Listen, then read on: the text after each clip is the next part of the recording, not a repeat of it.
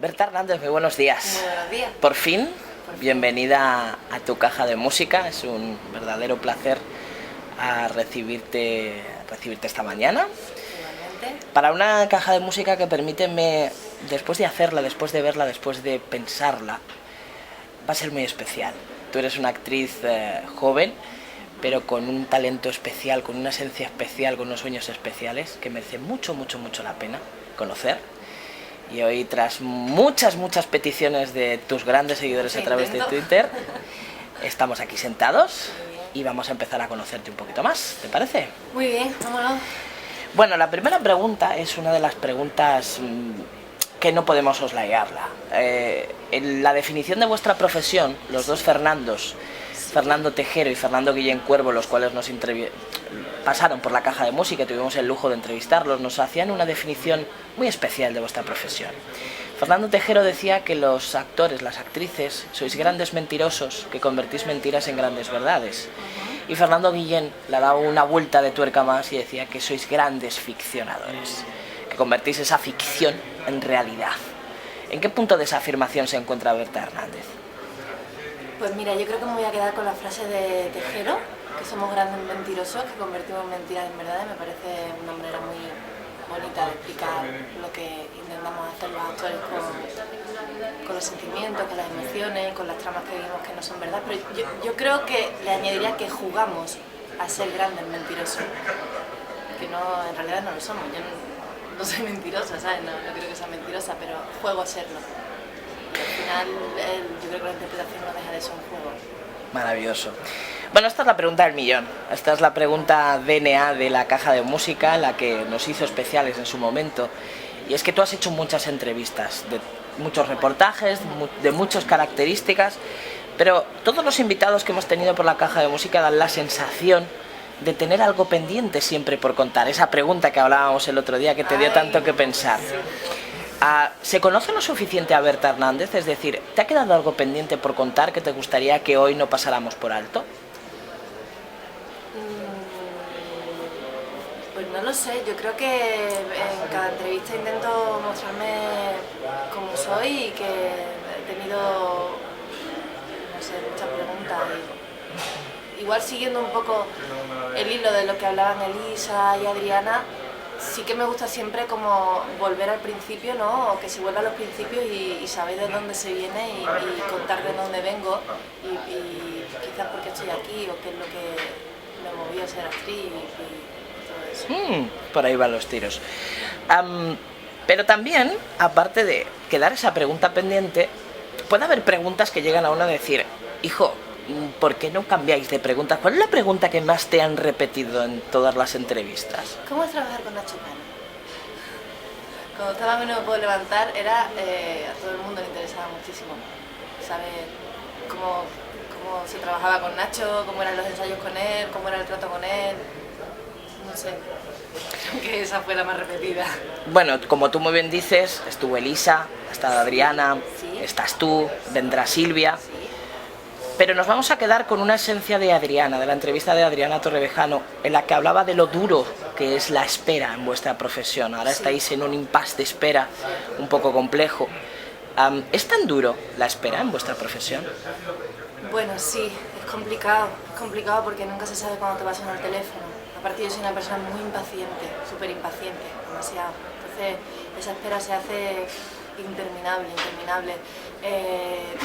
Los actores, yo creo que por naturaleza son muy inseguros y eso de que el teléfono no te suene y piensas que no se acuerdan de ti o que no te van a llamar o que... Y más en este tiempo que estamos viviendo tan raro, ¿no? Que la mayoría de los proyectos o se caen o no salen o... Es difícil, sí, es difícil esperar. Mira, esta es la pregunta que nosotros llamamos ¿qué esperas de tu profesión? Como hemos dicho, eres una actriz súper joven, con un talento tremendo, pero el correr del tiempo llega un momento en que uno dice, bueno, hasta aquí hemos llegado, me voy a retirar dentro de mucho tiempo, Dios quiera. ¿Cuál sería la esencia que te gustaría que quedara después de toda tu carrera profesional? ¿Qué esencia te gustaría dejar a lo largo del tiempo con todos tus trabajos? Mira, yo creo que cuando decidí ser actriz fue porque era lo que realmente me llenaba, me hacía feliz, porque soy una persona que vive las cosas con muchísima ilusión. Creo que sigo conservando la ilusión de una niña pequeña, que creo que es muy bonito y yo creo que de mí lo que quiero que se recuerde es eso, lo feliz que me ha hecho esta profesión, lo que me está haciendo, sobre todo la ilusión o la inocencia de esa niña que empezó, que yo creo que la sigo teniendo. A fe damos de eso porque se transmite en el brillo de tus ojos, eso es cierto. María Dánez, la gran María Dánez, nos dejó una pregunta universalizada para todos vosotros, en especial para ti. Vaya. Y nos dejaba la siguiente pregunta: ¿qué o cuál consideras que es lo mejor y lo peor de vuestra profesión? Uf, María, gracias por la pregunta. Yo creo que lo mejor es que ser actor es algo muy vocacional y cuando consigues trabajar de esto llegas a ser muy feliz realmente, ¿sabes? No sé, no todo el mundo puede llegar y creo que eso es lo más bonito, ¿no? Cuando llegas a sentirte realizada en algo que amas y por la que has estado luchando, la gente que conoce, la cantidad de personajes que conoces, lo que te conoces a ti misma a través de esos personajes, que la gente te felicite, te agradezca el trabajo que haces. Lo peor es un poco la inestabilidad que tenemos y un poco, no sé, yo creo que la impaciencia esa que hablábamos antes de las esperas y que a veces, no sé, a veces hay injusticias, por decirlo de alguna manera, dentro de esta profesión. Completamente de acuerdo. Pero sin embargo, hay algo que nos dicen de ti que es tremendamente curioso. Dicen que tienes un espíritu crítico a veces demasiado. Te exiges muchísimo. ¿Eres tu mayor crítica, Berta? Creo que sí. Sí. Creo que sí. Puede ser. Parte de mi padre, también. Bien, pues hacemos un pequeño ejercicio de autocrítica, también marca de la casa, de la caja de música. Pensando en retrospectiva, ¿cuál consideras que es tu mejor defecto como actriz? ¿Mejor defecto? Sí. Actriz. Yo creo que a veces es un defecto y a veces es una virtud. A ver cómo lo explico, para que se entienda. Mi inseguridad, que creo que me hace aprender mucho de todo el que me rodea. ¿Y tu peor virtud? Mi peor virtud... no sé, más complicado. Mi peor virtud como actriz. Quizás ese nivel de exigencia que tienes contigo misma. Puede ser, sí. Eso. Que puede ser virtud, defecto, sí, ¿no? Puede ser bueno en algún momento y en algún momento te puede fastidiar un poco. Sí. Vamos a ver, Tierra de Lobos ahora mismo está en la misma situación que estuvo hasta hace unas semanas Hospital Central, hasta que anunciaron su reapertura para cerrarlo al final. La ficción no ha estado del todo centrada muchas veces, se ha movido de sitio. Recordamos Homicidios, aquella maravillosa serie que, si me permites la expresión, sufrió ese maltrato, ¿no?, a la hora de los horarios. Pero tú realmente, ¿crees que los que hacen las parrillas de televisión ven la tele? ¿O se dedican a...? Yo espero que sí, por el bien de nosotros, ¿sabes? Sobre todo. Hombre, yo creo que quien se dedica a eso y quien esté programando la televisión, las series y todo ese tipo de cosas, tiene que estar más preparado, ¿sabes? Por lo menos tiene que estar informado, preparado para hacer esa programación, ¿sabes? No sé, también pienso que se dejarán llevar un poco por estadísticas o por audiencia, no lo sé, pero yo espero que sí, que hombre, deberían estar un poco en la calle, ¿no? También saber qué es lo que un poco, aparte de las audiencias y todo eso, que es un poco relativo, ¿no? Saber qué es lo que la gente demanda y qué es lo que les gusta, no lo sé.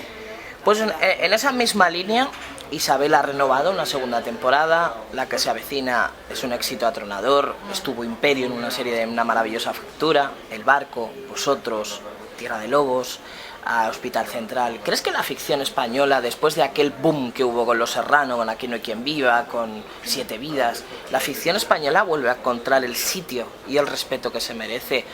Ya abandonando un poco la sitcom y yendo un poquito más allá, ¿no?, con historias con un empaque y con una producción como es Tierra de Lobos, como fue Imperium, como fue Hispania. ¿Crees que ha encontrado el sitio que se merece? ¿O quizás la audiencia aún no se ha adaptado a ese tipo de producción y si prefiere el consumo más fácil, ¿no? Como eras, cuidado, más fácil, pero también tiene una elaboración tremenda, ¿no? Como las 7 vidas o como puede ser Aida. También, por supuesto.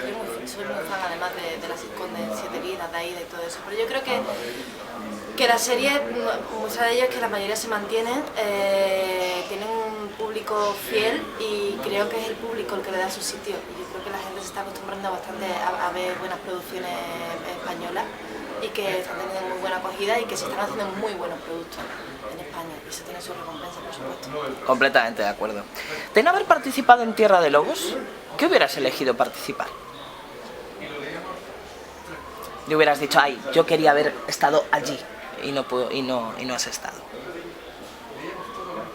Pues mira, no me lo he planteado nunca, porque he estado tan contenta en Tierra de Lobos que no me ha hecho falta. Yo creo que en cualquier serie que se está haciendo tampoco tengo una predilección así. Démosle la vuelta a la pregunta. Has tenido que rechazar, entiéndeme el concepto de rechazar, ¿vale? En su sentido más positivo. ¿Algún proyecto por coincidirte con otro y después has visto el resultado final de ese rechazo por otro artista, por otra actriz? No. ¿Aún no te ha pasado eso? Aún no, he tenido la suerte que no. Sí, es cierto que he coincidido haciendo, o sea, que me han coincidido proyectos, pero siempre han sido de teatro y televisión, entonces he podido compaginarlo. Entonces no ¿Te coincidió 2 de mayo con...? Sí, 2 de mayo con él.